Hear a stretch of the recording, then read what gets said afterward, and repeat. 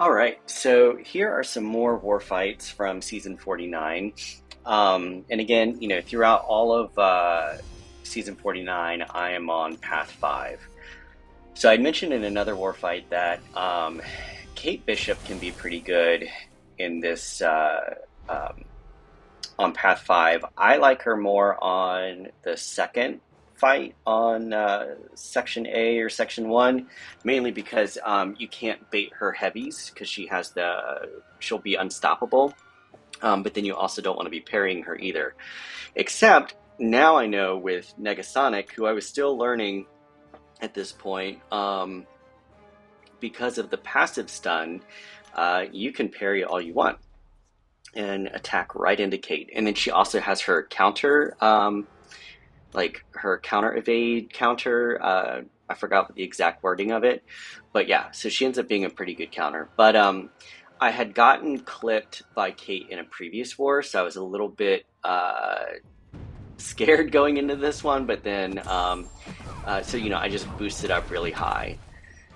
But anyway, so we are just playing Kate as if she can't evade after a parry, and just making sure that we dex on her specials. And then we do need to make sure that we are also building up prowess periodically, or she's going to go indestructible. And then with the SP2, I use both my right and left thumb. Now you see there, she's indestructible, so I have to make sure that I get at least 2 prowess, because as of right now, I'm losing all of that opportunity to be whittling her down with damage. So I think this fight was a little bit early on in the season, because I was still getting the hang of the tactic. Yeah, because I don't feel like I would have let her build up 3 indestructible by the end of the war season. Yeah, so for whatever reason, I am not managing my prowess very well, and I don't know if it was just nerves or early season. Again, I can't remember when this fight was recorded. But again, at least now with all those incinerates on her, I'm getting the damage because she's not indestructible. Looking back, I would have wanted to manage those prowess a lot better, and then that way I wouldn't have missed out on all of that SP2 damage over time, which really was needless. It added needlessly like extra time onto my fight. So anyway, Negasonic is also very, very good for Atuma, because she does the passive stuns, so he can't shrug them, and then she has plenty of Incinerate, which will help manage his little water stacks or hydration stacks that he gets. So here, I do a heavy cancel into my SP2. And the reason I did that was because I wanted to get the Incinerate vulnerability up, so that my Incinerates from the SP2 really kind of like maximize their damage that they do. There, I don't do a good job of dexing the last hit of his SP2. But yeah, pretty good fight to get him down. So not too bad.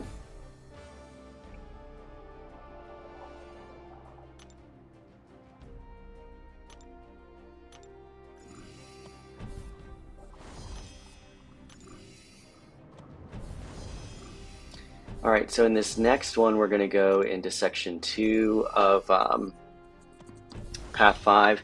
We've got Rentra, who I've not seen in a while, and I brought Titania. This is a rank 5 Ascended Rentra, and it's Ebb and Flow Intercept. So the main thing here, that you want to just be careful of with any Rentra fight is looking at his little mystical charges that he gets, and remembering that he's going to get a passive unstoppable once he gets, I think, to 10. And so you've just got to manage that as much as you can.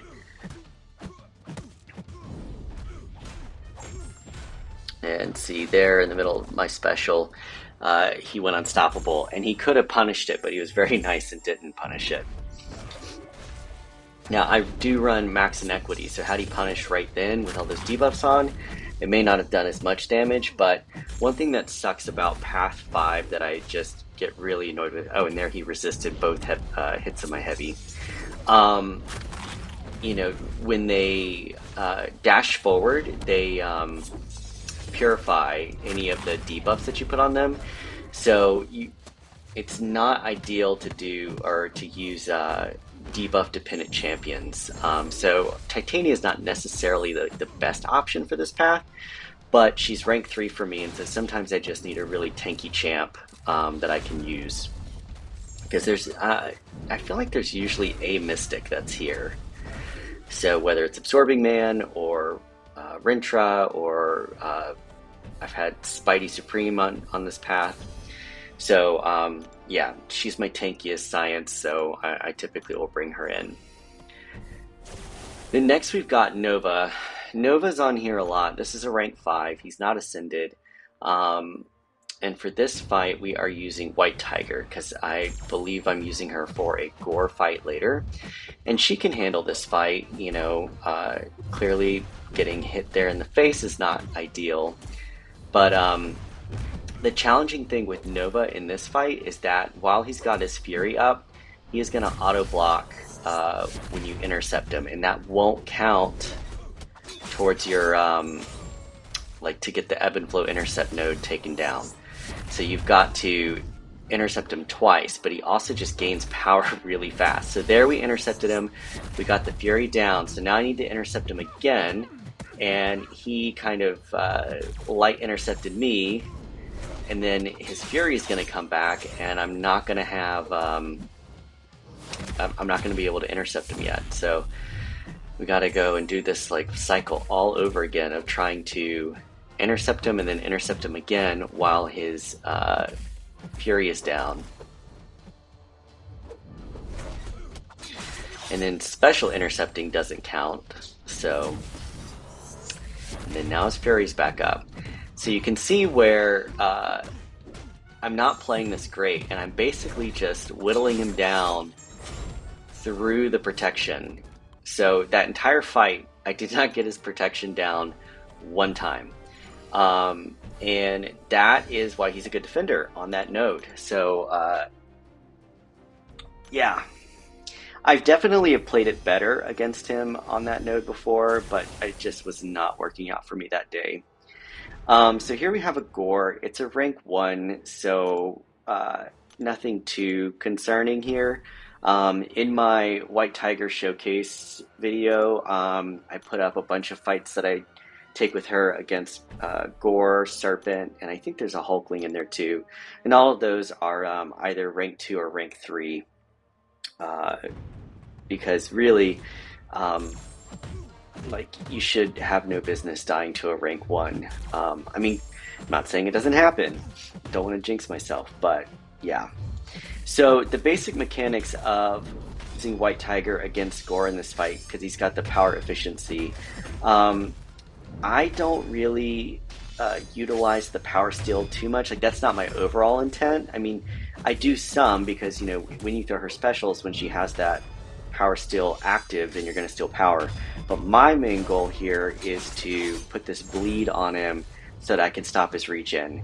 Because typically what I see happen with folks when they lose this fight is either, one, they get clipped and get a bunch of debuffs on them, which is unfortunate, or two, Gore's regen just becomes overwhelming and they're not able to take it. Now, you see there, I blocked an SP2 and I managed to shrug all of the debuffs. And that's because in White Tiger's kit, she will shrug debuffs by a certain percentage based off of how many buffs are currently on your opponent.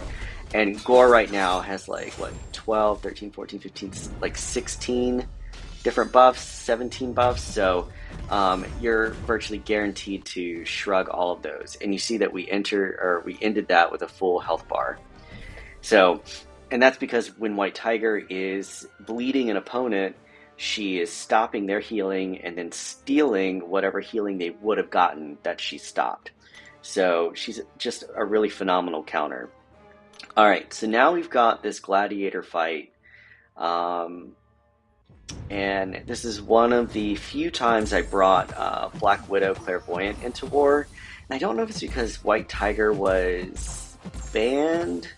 She might have been banned. I feel like she might have been banned one war. But for whatever reason, I'm bringing in Claire. And I brought her into 2 wars. One war she did well, and the other war she did not.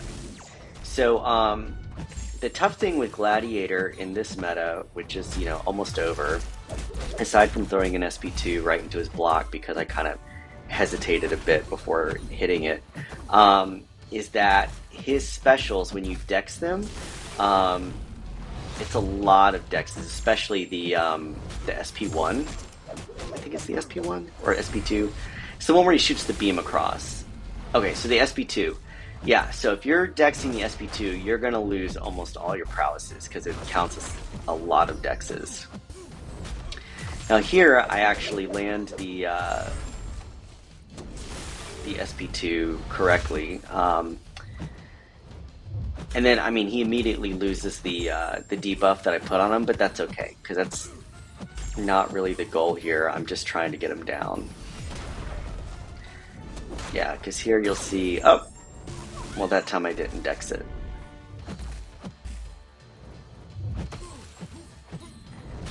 I have to go back and see what rank this Gladiator is, because that is a very high HP for a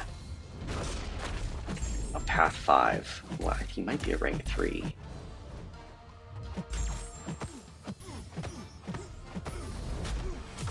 This is the, like the ebb and flow knockdown node, and then they go immune after you knock them down, right back at it.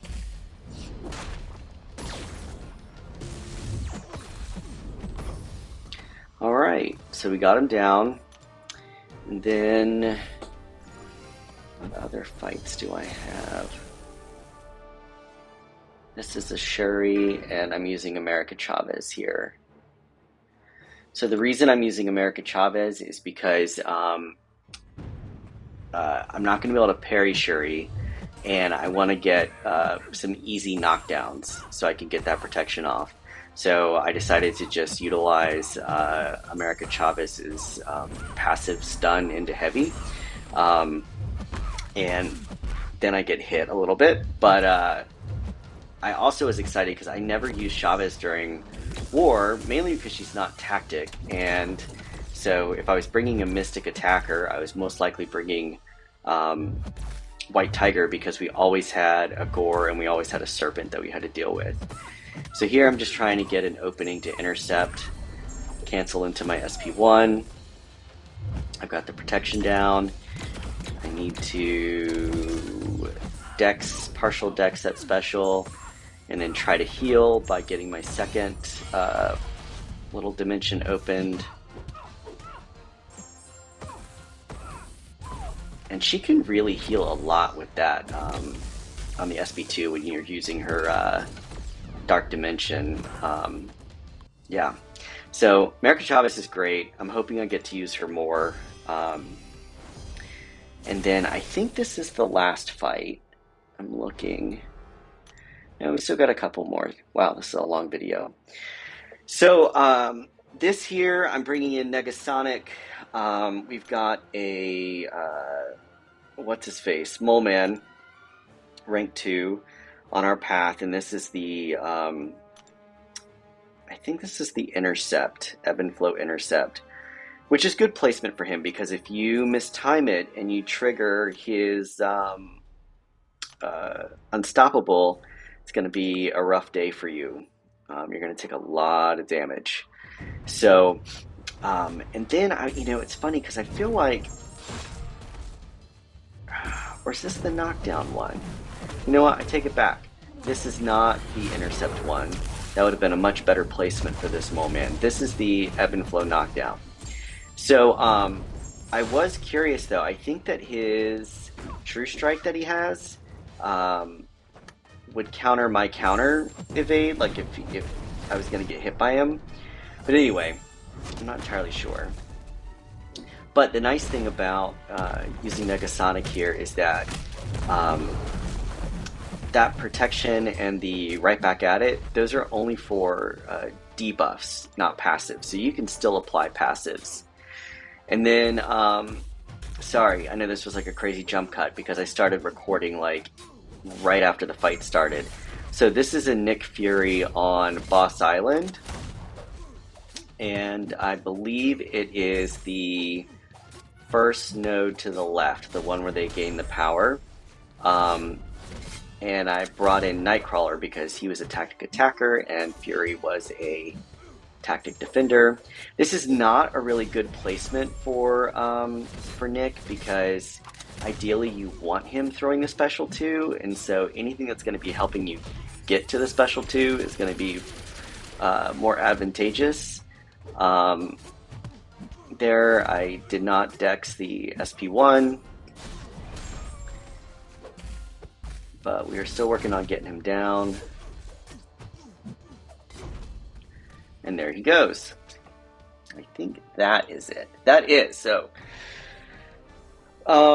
those are the war fights that I recorded. I mean, I recorded a bunch, but I just wasn't feeling like posting very many this season. I wasn't a huge fan of the tactic, and I was just kind of over it by the end. But I do feel like that as the season went along, I learned a lot and got much, much better at playing it. My alliance got into tier two a couple times, which is definitely more challenging, but still did well. So anyway, thanks so much, and I will keep you posted on where I'm at with season 50, which starts, I think, in a couple weeks. Take care.